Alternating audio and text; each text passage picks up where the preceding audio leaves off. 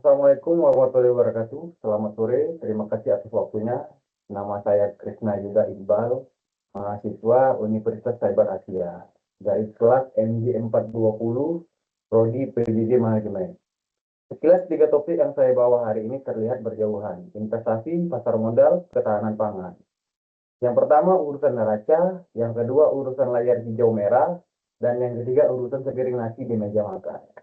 Tetapi setelah saya kerjakan ketiganya, saya justru menemukan satu benang yang sama.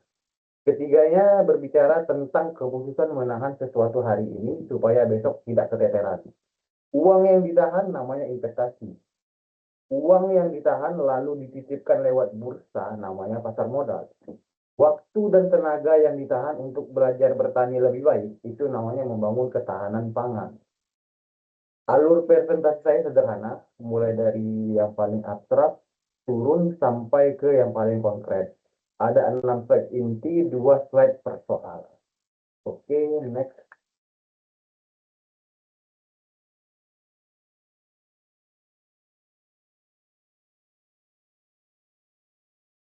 Oke, untuk yang pertama. Penjelasan untuk soal pertama yaitu apa saja tujuan utama dari investasi dan bagaimana tujuan tersebut dapat berbeda antara individu dan perusahaan.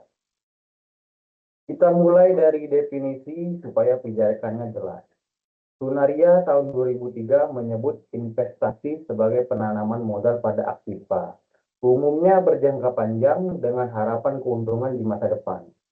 Ada tiga aspek yang selalu melekat, yaitu uang, waktu, dan manfaat. Aspek waktu ini yang menurut saya paling sering dilewatkan oleh orang. Nilai uang hari ini tidak sama dengan nilai uang tahun depan. Dan selisih itulah yang sebenarnya sedang dikejar seorang investor. Sekarang, naik satu tingkat ke sisi makro. Perhatikan kotak di bawah kiri. PDB atau produk domestik bruto sama dengan C ditambah I ditambah D ditambah selisih ekspor dan impor. Huruf I yang diberi warna emas itulah investasi. Jadi ketika arus modal tersendat, yang melemah bukan hanya neraca satu dua perusahaan, melainkan pertumbuhan nasional. Ini bukan teori di awang-awang. Krisis manapun yang diawali investasi yang menahan diri.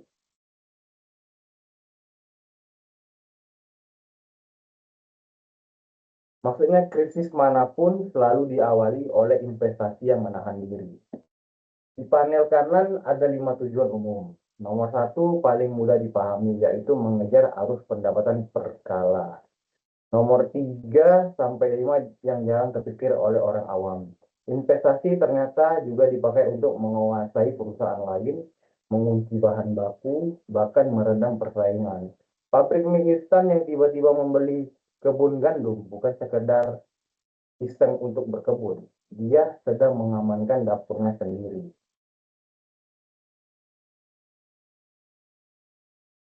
Oke, baris orientasi. Oke, tabel inti jawaban saya untuk bagian kedua soal nomor 1, 6 baris dan 2 kolom pembanding. Mulai dari sumber dana. Individu memakai sisa konsumsi pribadi, jadi plafonnya jelas terbatas. Perusahaan punya 3 keran sekaligus, yaitu laba ditahan, penerbitan saham, dan utang. Ini pembeda paling mendasar, karena dari sinilah semua poin lain mengalir. Baris orientasi, individu mengejar rasa aman, perusahaan mengejar nilai dan posisi tawar-menawar. Posisi tawar. Perhatikan bahwa yang satu berhenti pada kepuasan pribadi, yang satu lagi harus dilaporkan dalam angka. Baris akuntabilitas paling saya suka. Kalau saya rugi di reksadana, yang menegur paling ya. Kalau sebuah emiten salah pilih proyek, yang menagih adalah pemegang saham, kreditur, OJK, dan wartawan ekonomi sekaligus.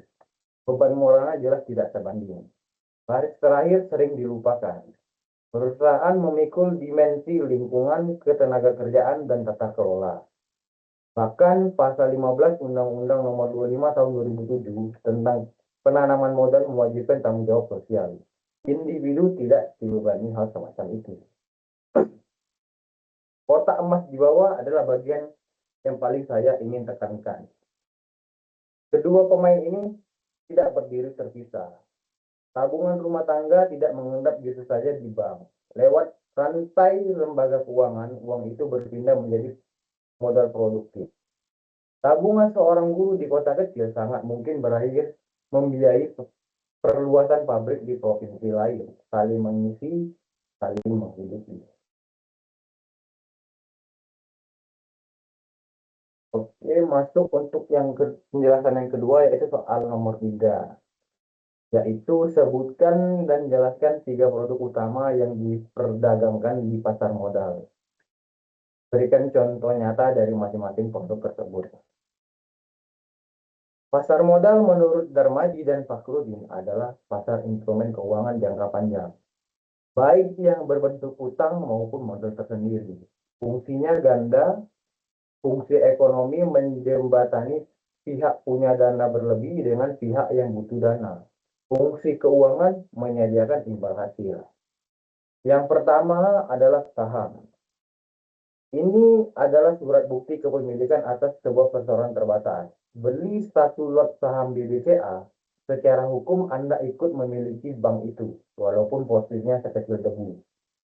Untungnya dari dividen dan capital gain. Ruginya dari capital loss, bahkan bisa nol kalau perusahaan dilikuidasi. Perlu diingat, pemegang saham biasa berhak bersuara di RUPS, tetapi antaranya paling belakang saat pembagian aset.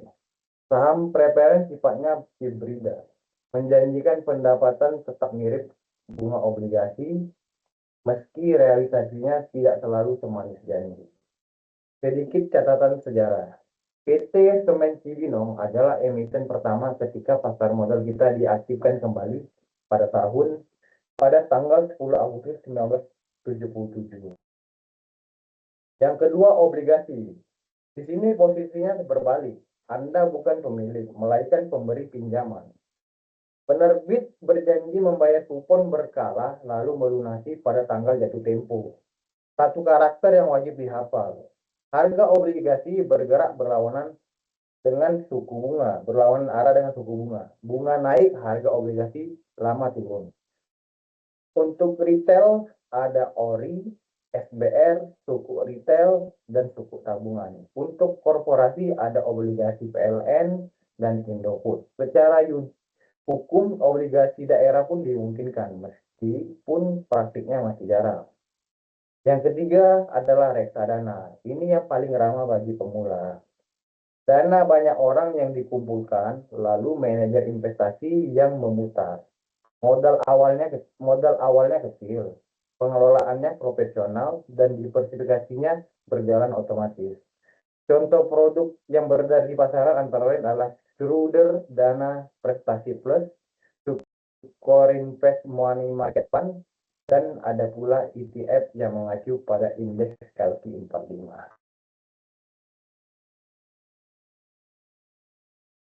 Slide ini melanjutkan yang sebelumnya, tetapi masuk ke sisi yang biasanya membuat orang salah langkah. Grafik di kiri memetakan 4 kelompok reksadana. Paling aman resikonya adalah reksadana pasar uang. Isinya deposito, sertifikat deposito, SBI, dan SBPU. Semuanya bertenor di bawah 1 tahun. Resikonya paling rendah. Turun ke pendapatan tetap, sekurang-kurangnya 80% ditaruh di efek utang. Berikutnya adalah reksadana campuran, saham, dan obligasi diramu, resikonya moderat. Paling besar resikonya adalah reksadana saham, minimal 80% di ekuitas.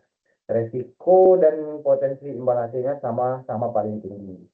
Grafik ini sifatnya ilustratif untuk menunjukkan urutan, bukan angka hasil pengukuran.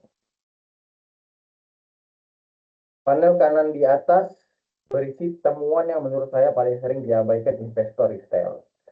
Hak hukum ketiga produk itu tidak setara. Kalau penerbit obligasi gagal bayar, pemegangnya punya dua jalur nyata, yakni gugatan perdata di pengadilan negeri atau permohonan pilot di pengadilan niaga.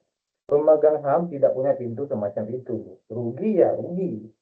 Karena itu saya menganggap obligasi bukan sekedar versi lebih membosankan dari saham. Posisi hukumnya memang berbeda kelas. Ringkasannya ada di kotak tengah. Saham mewakili kepemilikan, obligasi mewakili hubungan utang piutang, reksadana mewakili pola patungan yang dikelola proporsional. Penutup bagian ini saya letakkan di keterangan penjelasan warna emas. Perbedaan ketiganya terletak pada profil resiko, hak hukum, dan jangka waktu. Maka keputusan memilih semestinya berangkat dari tujuan keuangan pribadi, bukan dari algoritma lini masa yang sedang ramai membicarakan satu saham tertentu. Topik terakhir penjelasan soal nomor 6, yaitu bagaimana pendidikan dan pemberdayaan masyarakat dapat menjadi solusi jangka panjang untuk masalah ketahanan pangan. Tentang ketahanan pangan, saya mulai dari Leondeson teorinya dulu. Teori modal manusia yang dikembangkan oleh School dan Becker memposisikan pendidikan sebagai investasi, bukan biaya. Logikanya, sekolah dan pelatihan menaikkan produktivitas orang. Materi pada pertemuan ke-13 memperkuat hal itu dengan menyebut bahwa rendahnya pendidikan dan keterampilan akan membatasi kapasitas produktif sekaligus daya inovasi. Sekarang perhatikan dua kotak di bawah kiri. Ini perbandingan yang ingin saya tekankan. Bantuan pangan habis dalam hitungan minggu. Subsidi harus digelontorkan berulang setiap musim. Saya tidak sedang mengatakan keduanya tidak perlu. Keduanya jelas penting, terutama untuk menahan guncangan mendadak. Masalahnya keduanya tidak menyentuh akar persoalan. Kotak hijau di sebelahnya bekerja dengan cara berbeda. Pendidikan dan pemberdayaan menggarap kapasitas manusianya. Hasilnya memang lambat kelihatan, dan itu sebabnya jarang menarik secara politik. Tetapi hasilnya melekat pada orangnya dan bisa diwariskan ke anak cucunya. Sekarung beras habis dimakan. Kemampuan mengelola lahan tidak pernah habis. Panel kanan berisi kerangka pemberdayaan dari Ginanjar Kartasasmita sebagaimana dikutip Puraera tahun 2013. Enabling menciptakan iklim agar potensi bisa tumbuh. Empowering memperkuat daya yang memang sudah ada di masyarakat. Protecting mencegah yang lemah semakin dilemahkan. Kotak emas paling bawah adalah pendapat pribadi saya. Ketiga langkah itu harus dijalankan utuh. Memberdayakan petani, lalu melepasnya ke pasar tanpa perlindungan sama saja mendorong orang masuk arena yang sejak awal sudah timpang. Bagian ini menjawab pertanyaan bagaimana, bukan lagi mengapa. Saya bagi menjadi dua kolom. Kolom kiri jalur pendidikan. Pertama, produktivitas usaha tani, alatnya penyuluhan, sekolah lapang, pengendalian hama terpadu, dan pola tanam yang menyesuaikan iklim. Kedua, regenerasi. Ini persoalan serius karena umur rata-rata petani kita terus menua. Sehingga vokasi pertanian dan program petani milenial jadi mendesak. Ketiga, literasi gizi. Diversifikasi pangan sering gagal bukan karena bahannya tidak ada, melainkan karena seleranya belum berubah. Orang tetap merasa belum makan sebelum makan nasi. Keempat, literasi digital dan keuangan. Yang satu memangkas rantai distribusi dan memperbaiki nilai tukar petani. Yang satu lagi membuat petani layak dibiayai perbankan sehingga tidak lagi jatuh ke tangan pengijon atau orang atau pihak yang melakukan pembelian hasil pertanian seperti padi atau produk lain sebelum masa panen tiba. Biasanya dengan harga yang jauh lebih murah dan menggunakan sistem pinjaman modal.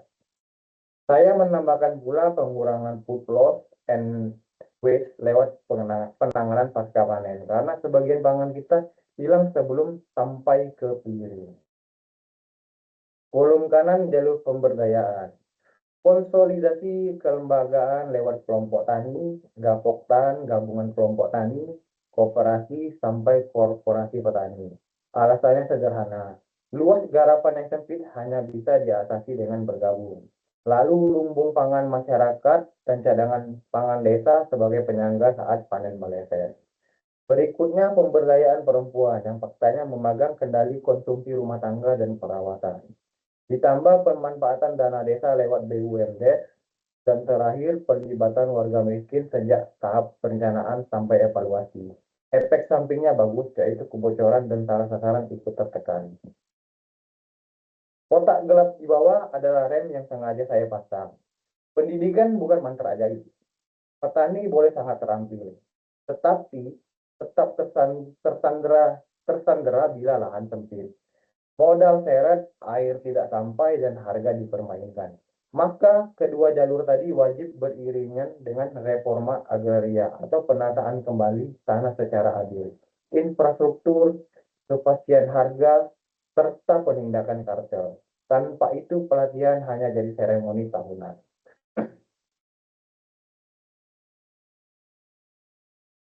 Oke, saya tutup dengan menarik ketiganya menjadi satu. Yang pertama, investasi. Intinya manfaat ekonomi di masa depan yang berasal dari dana yang ditahan hari ini. Bagi individu, perannya sebagai pengamat siklus hidup. Bagi perusahaan, sebagai instrumen strategis yang diawasi berlapis. Yang kedua, pasar modal. Saham, obligasi, dan reksadana memang tiga produk berbeda. Tetapi pembedanya bukan sekedar potensi cuan. Pembedanya profil resiko, hak hukum, dan jangka waktu. Karena itu memilih produk seharusnya berangkat dari tujuan keuangan, bukan dari apa yang sedang ramai dibicarakan. Yang ketiga, ketahanan pangan. Pendidikan dan pemberdayaan layak disebut solusi jangka panjang justru karena keduanya bekerja di akar, yakni kapasitas dan kemandirian manusianya. Syaratnya jalur enabling, empowering, protecting dijalankan secara utuh, lalu dibarengi pembenahan lahan, permodalan, infrastruktur, dan keadilan di sepanjang rantai pasok. Kalimat miring di bawah adalah rangkuman pribadi saya. Menahan hari ini hanya bermakna bila esok hari ada yang dituju. Uang yang ditahan tanpa tujuan cuma jadi angka yang tidur. Dan pelatihan tanpa akses lahan cuma jadi sertifikat yang menumpuk. Sekian pemaparan dari saya. Terima kasih atas perhatiannya dan mohon maaf apabila ada salah kata. Wassalamualaikum warahmatullahi wabarakatuh.